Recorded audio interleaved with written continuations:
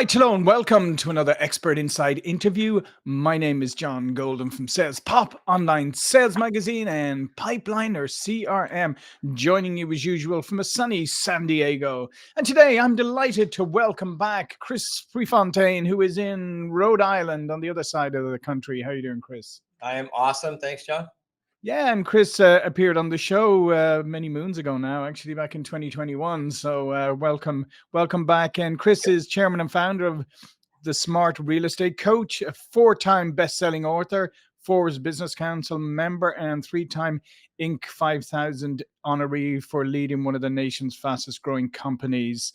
What we're going to talk about today is coaching and the key to coaching success. And obviously, you've done a lot of this in coaching in real estate, which is where your focus is. But I wanted to bring it down even to fundamentals, Chris, and just ask you, first of all, what is coaching and what is not coaching? Because I always find that a lot of people, when they hear coaching, their experience of coaching is probably high school or something, going back and the coach on the sideline just saying, do this, do that, and shout, which isn't professional coaching in a business context. So maybe start off by just explaining what is coaching and what is not coaching.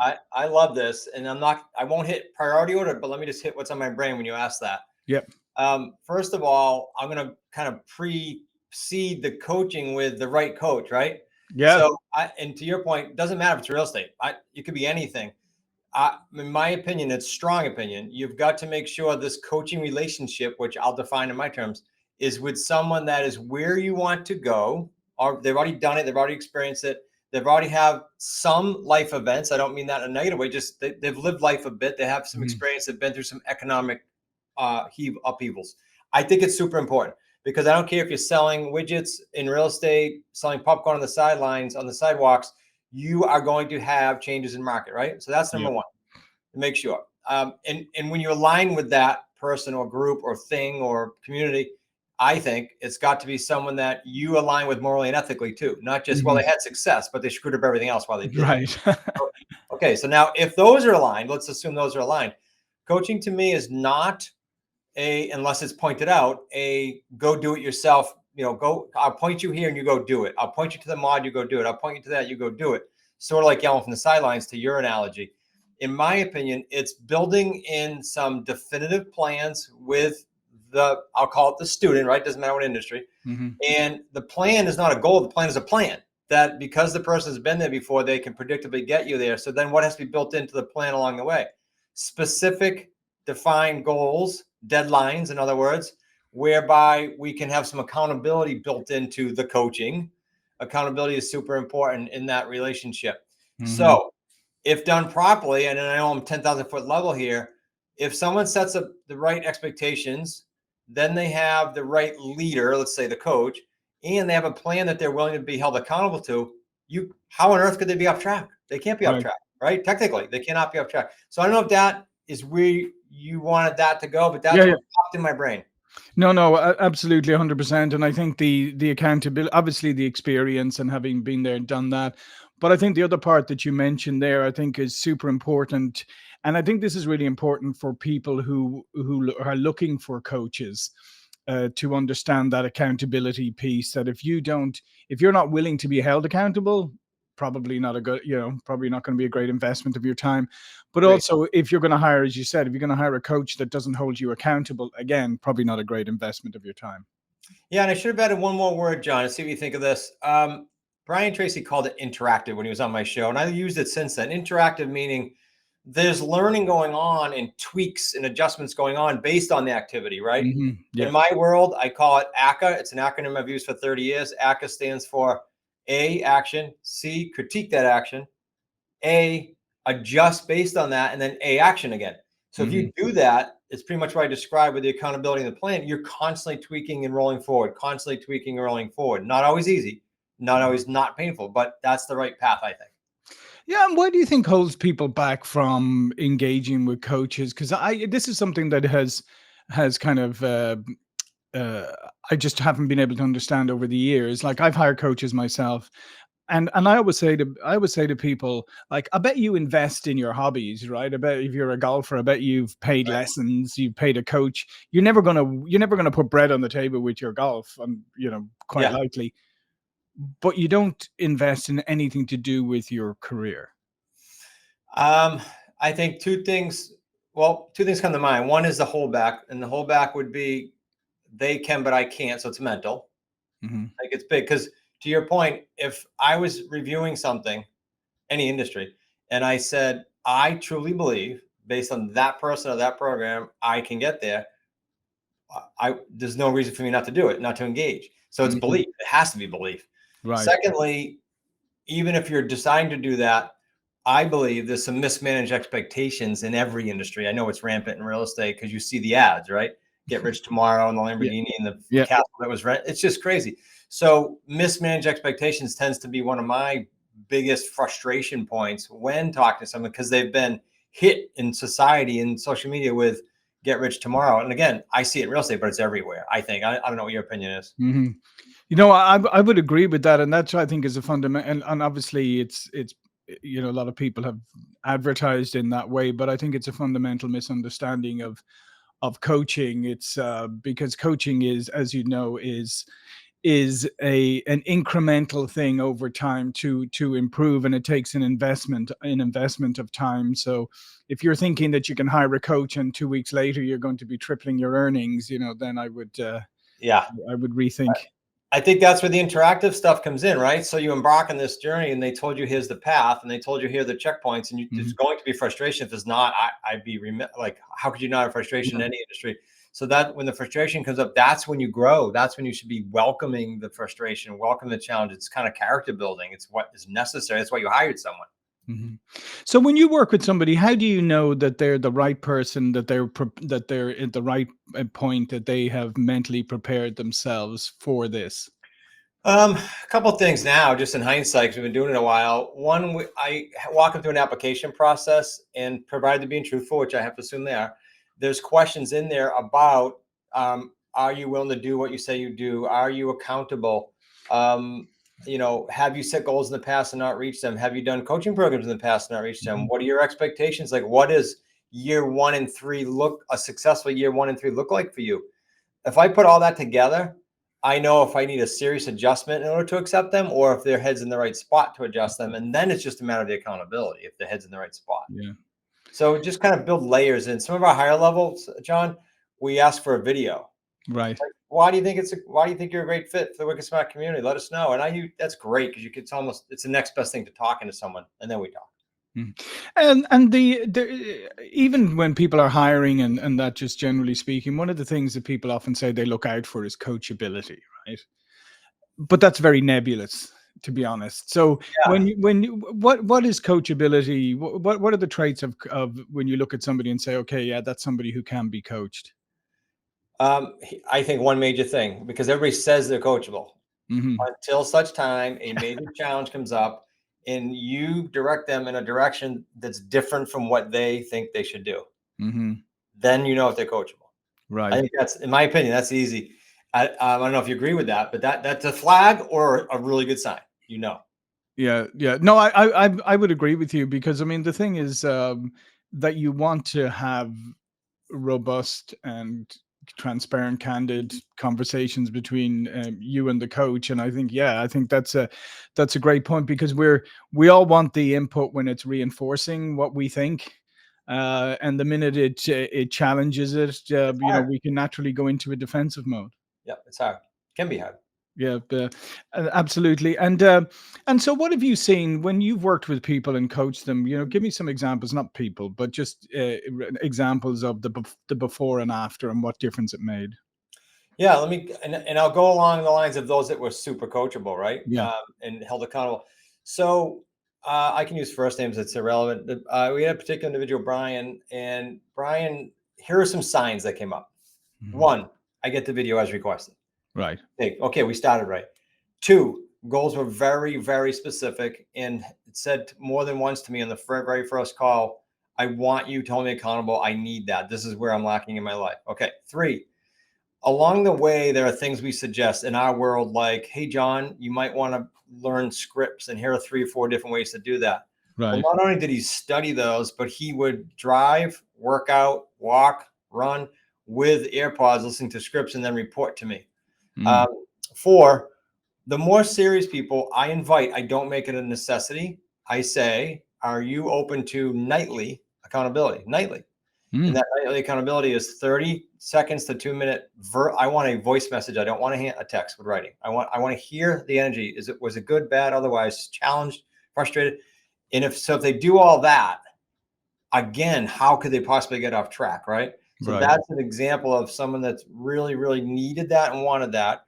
They went out after, I think it was 17 months, and left their job. And you're talking multiple 6 figures. This happens often. This is what we do.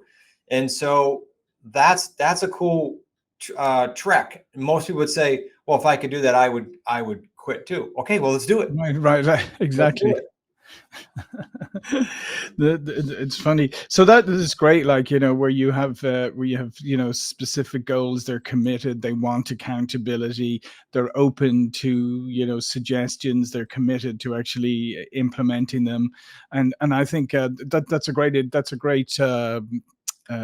analysis or framework for somebody who's going to be successful. When you work with people, what is one of the first things that one of the most common things that you notice that people are doing that maybe need some modification?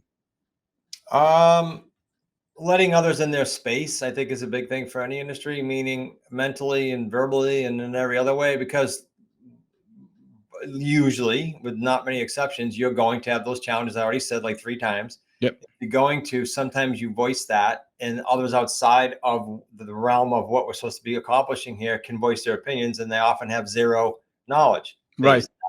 And so that tends to be a distraction. The mismanaged expectations that I said to you earlier, I see that a lot, because I tell them at least 3 years, don't pick your head up. And I'll hear at month 14, I don't know, like, this is a little bit harder than I thought. And I go, well, we told you that, like, this is what it's going to be.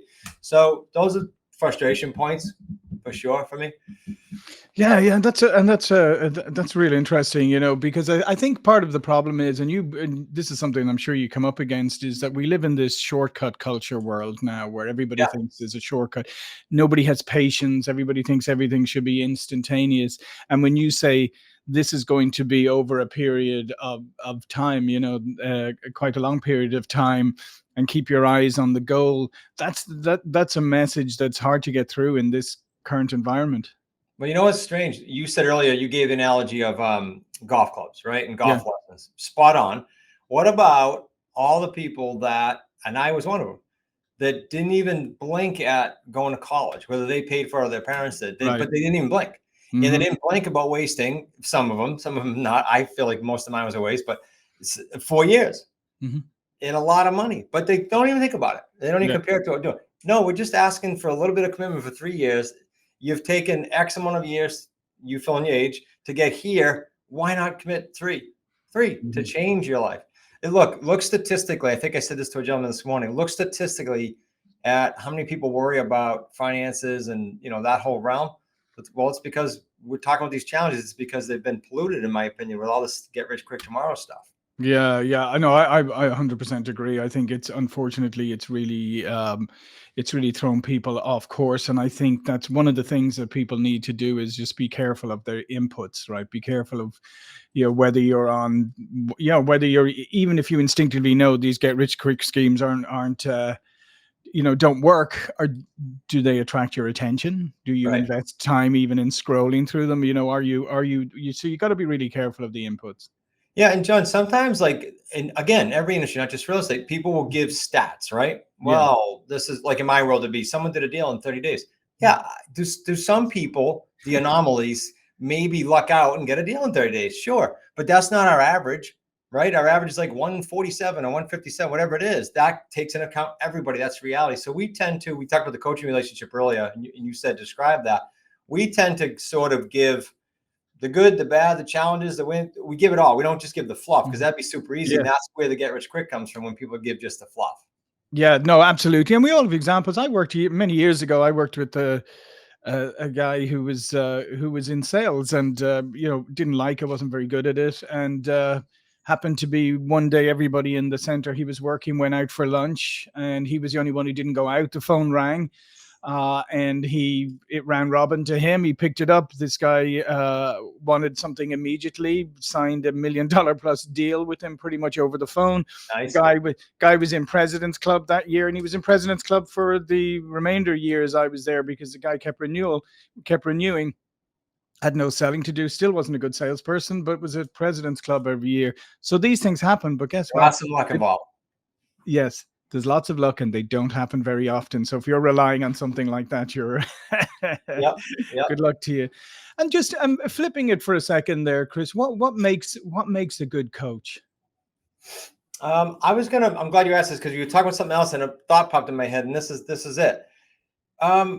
Being aware and concerned about the person you're working with outside of the exact task. So in other words, related to real estate, if you're in my program, what am I trying to get you to do? I'm trying to get your skill sets up, set up your systems, and get you to be able to do a deal creatively, right? Mm-hmm. But not uncommon for me and our coaches now to hear that you might have a problem personally, you might have a financial challenge, for us to go, whoa, let's dig into that a little bit, because that's affecting you. Mm-hmm. And spend a good amount of time on it, because I wish it were as easy as me going, okay, John, go to my YouTube channel, watch the 500 deals we posted, and you'll know how to do the deals. Right. Yeah. It's when life happens and all these other distractions come at you, be it schedule, health, family, naysayers, all of the above, that coaching is different. That's why I said a coach needs to have life experience, because that's called normal. And if they can't come to you, they're just going to get burned out and frustrated, because that's part of the whole of getting better as a person, right? And then in that niche, whatever that niche is. That makes sense? Yeah, no, totally. So, I mean, so if you're going to get into this, you have to have good degree of empathy, a good degree of your own self-awareness, but also the ability to go outside of the thing that you're strictly coaching on, because as you say, we don't operate in isolation. Yeah, and I think you can learn that two ways. Like, I'll give you an example. I think an example is always better. Yes, life events, economic events, real estate cycles, I've been there. But where do I pick up the rest? Me personally, anyway. Read and listen, right? Mm-hmm. So prior to an event, we have an event coming up in like 3 or 4 months. I'll do more reading in the realm of mindset and mental than I will right? Than I will skill set, because I'm preparing my head for that event and to help people outside of real estate, right? Yeah. And it's not like I write down lessons or points. I just bombard myself with that. And so if a coach does that and just stays well read or well listened to, I think that's important to stay well rounded. I always feel like we have to, as coaches, be like, all right, I'm going to stay sharp. I'm going to stay kind of 1, 2, 3 steps ahead, so I can properly lead and properly answer questions. Yeah, and I think that is so incredible. I think that's so incredibly important. That the coach is also investing in themselves, constantly going forward and improving, and that's probably a good thing. If you're going to hire a coach, is actually understand how they stay up on the industry they're in, how they stay up on the coaching techniques and all that kind of stuff, right? I love it.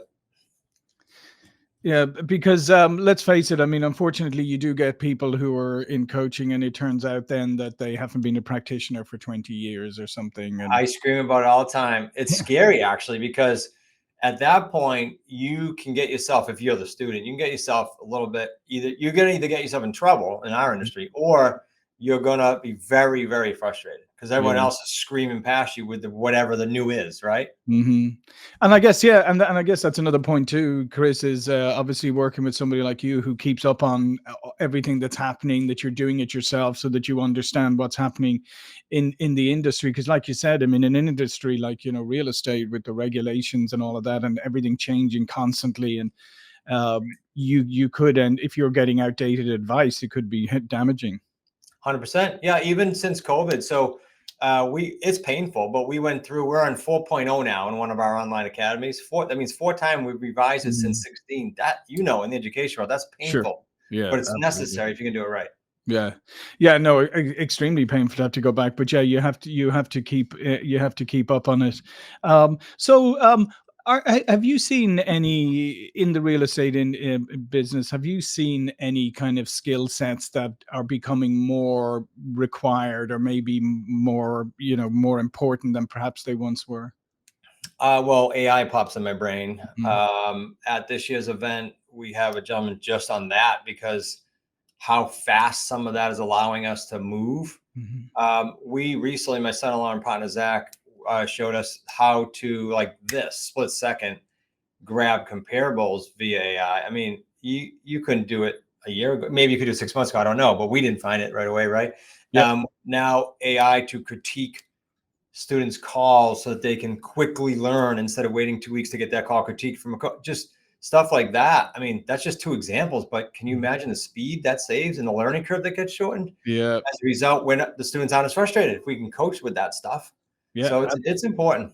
Absolutely, absolutely. Well, listen, thanks very much, Chris. This has been fascinating insight into coaching. As I said, I mean, I preach all the time. Invest in yourself and don't wait around. I think that's the other thing, Chris, is like people often, like, they'll join organizations or something, and they'll sit around and they'll complain that the organization doesn't invest in them. And I always say, guess what? Nobody cares about your career like you do. No, They don't, and therefore, if you're not going to invest in yourself, like, why should someone else? I agree. Couldn't be said better. All of Chris's information will be below this video, but before we go, please do remind people about what you do, Chris. Yeah, we help people buy real estate without using their own gobs of cash and without signing personally on any bank loans, because I was broke after the crash. I had no choice. That's how it was developed. Yeah. Well, listen, thanks again, Chris. Thank you for watching and listening, and I'll see you all again very soon. Thank you. Thanks, John.